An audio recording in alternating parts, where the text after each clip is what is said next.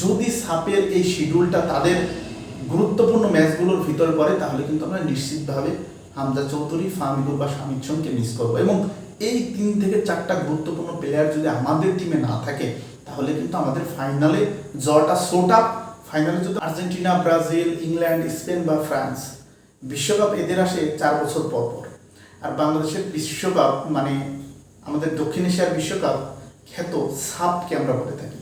কেন আমি এই কথাটা বলছি? কারণ বাংলাদেশ, ভারত, পাকিস্তান, নেপাল, মালদ্বীপ এই 6-7টা দেশ মিলে কিন্তু দক্ষিণ এশিয়ার যে দেশগুলো আছে এরা মিলে কিন্তু একটা সাপ চ্যাম্পিয়নশিপের আয়োজন করা হয় এবং এটাও কিন্তু 4 বছর পর পর অনুষ্ঠিত হয়। সো বাংলাদেশের ফুটবল বিশ্বকাপ বলতে যেটা আমরা বুঝে থাকি সেটা হচ্ছে সাব চ্যাম্পিয়নশিপ। সাব চ্যাম্পিয়নশিপ এবারের আসরে বাংলাদেশ কিন্তু স্বাগতিক দেশ, মানে বাংলাদেশের ঘরের মাঠে এবারে আয়োজনটা করতে চাচ্ছে। এই পর্যন্ত বাংলাদেশ সাব চ্যাম্পিয়নশিপে একবার চ্যাম্পিয়ন হয়েছে এবং একবার রানার্স আপ হয়েছে। চলুন দেখে নিই যে বাংলাদেশের গ্রুপে কোন কোন দল আছে এবং তাদের বাংলাদেশের প্রতিপক্ষ কেমন, বাংলাদেশের আদৌ কি ফাইনাল খেলার সম্ভাবনা আছে এবং ফাইনাল যদিও বা খেলতে পারে চ্যাম্পিয়ন হবার সম্ভাবনা কতটা। আজকে কিন্তু সাব চ্যাম্পিয়নশিপের র্যাফেল ড্রটা অনুষ্ঠিত হয়ে গেল। বাংলাদেশ পড়েছে বি গ্রুপে এবং ইন্ডিয়া পড়েছে এ গ্রুপে। বাংলাদেশের সাথে যে 2টা দল প্রতিদ্বন্দ্বী করবে সেটা হচ্ছে যে শ্রীলঙ্কা এবং ভুটান। তুলনামূলক এ গ্রুপটার দিকে যদি আমরা লক্ষ্য করি তাহলে এ গ্রুপে পড়েছে ইন্ডিয়া, পাকিস্তান এবং মালদ্বীপ। এ গ্রুপ এবং বি গ্রুপের সাথে যদি আমরা একটু তুলনা করি তাহলে আপনাদের কাছে পরিষ্কার হয়ে যাবে যে বাংলাদেশ আদৌ ফাইনাল খেলতে পারবে কিনা। তো নিয়ম হচ্ছে যে এ গ্রুপের যিনি গ্রুপ চ্যাম্পিয়ন হবে তিনি বি গ্রুপের রানার্স আপের সাথে খেলবে এবং বি গ্রুপের যিনি চ্যাম্পিয়ন হবে তিনি এ গ্রুপের রানার্স আপের সাথে খেলবে। তো আমরা যদি বি গ্রুপের টিমটাকে দেখি তাহলে বি গ্রুপে আছে বাংলাদেশ, শ্রীলঙ্কা এবং ভুটান। বাংলাদেশ ইতিমধ্যে একবার চ্যাম্পিয়ন এবং একবার রানার্স আপ এবং বাংলাদেশের আগেও 2বার সেমিফাইনাল খেলেছে। শ্রীলঙ্কা এবং ভুটান এই 2টা দেশ এখনো পর্যন্ত গ্রুপ পর্ব পেরোতে পারেনি, মানে তারা কখনো সেমিফাইনাল বা ফাইনাল এই সাব চ্যাম্পিয়নশিপে খেলেনি। আমরা যদি এ গ্রুপটার দিকে লক্ষ্য করি তাহলে ইন্ডিয়া, পাকিস্তান এবং মালদ্বীপ। ইন্ডিয়া কিন্তু ইতিমধ্যে সাপে অসংখ্যবার চ্যাম্পিয়ন, মালদ্বীপও চ্যাম্পিয়ন। পাকিস্তান কিন্তু সাব চ্যাম্পিয়নশিপে অনেক ভালো একটা দল, কারণ তাদের রিসেন্ট পারফরমেন্স এই কথাই বলছে। ফুটবলে কিন্তু পাকিস্তান অনেকটাই এগিয়ে যাচ্ছে, যেমন আমরা বাংলাদেশকে দেখতে পাচ্ছি।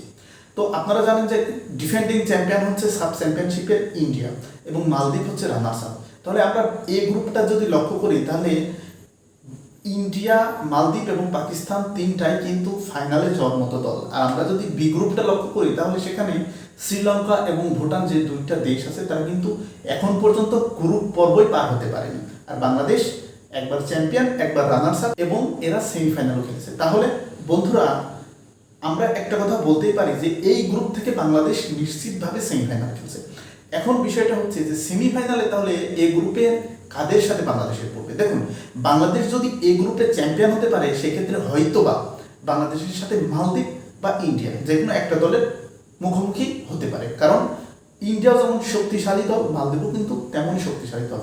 যেহেতু বাংলাদেশের মাটিতে খেলা স্বাগতিকরা এক্ষেত্রে অনেকটাই এগিয়ে থাকবে এবং এটাও শোনা যাচ্ছে যে হয়তোবা ইন্ডিয়া তাদের পূর্ণ শক্তির দল বাংলাদেশে নাও পাঠাতে পারে, কারণ আপনারা জানেন যে জুলাই আন্দোলনের পরে ইন্ডিয়া এবং বাংলাদেশের সম্পর্কে কিছুটা বৈরিতা চলছে। কিন্তু তারা যতই তাদের মেইন টিম না পাঠাক, আপনারা জানেন যে ক্রিকেটের মতো কিন্তু ইন্ডিয়া ফুটবলে তেমন রাজত্ব করে না। সেখানে 100-র উপরে ইন্ডিয়ার র্যাঙ্কিং। বাংলাদেশের সাথে গত ম্যাচেও ইন্ডিয়া হেরেছে।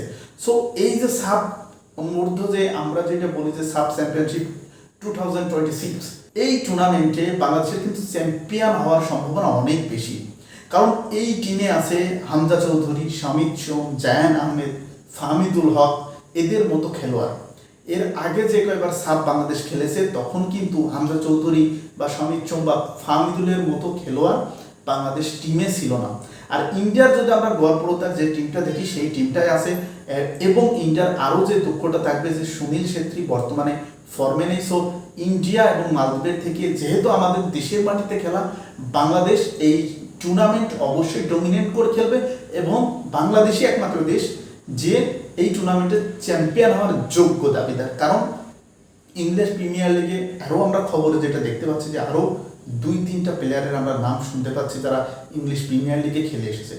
কিন্তু একটা নিউজ শুনলে দর্শকরা একটু আশাহত হতে পারে যে যেহেতু এখন একটা দল বদলের সময় চলছে বিশ্ব ফুটবলে, আপনারা জানেন যে হামজা চৌধুরী সে তার বর্তমান দলে থাকবে কিনা, সে ক্লাবটা চেঞ্জ করবে, হামিদুলেরও একই অবস্থা, শামিদ শমিরও একই অবস্থা।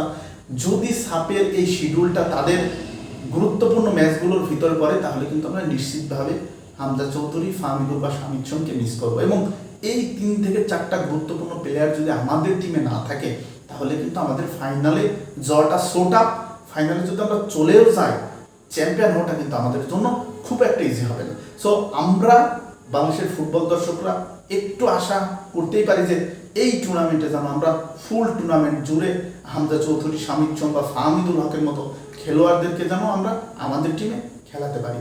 বাংলাদেশ টিমের জন্য শুভকামনা থাকবে। নেক্সট ভিডিও দেখার আমন্ত্রণ রইল। ধন্যবাদ সবাইকে।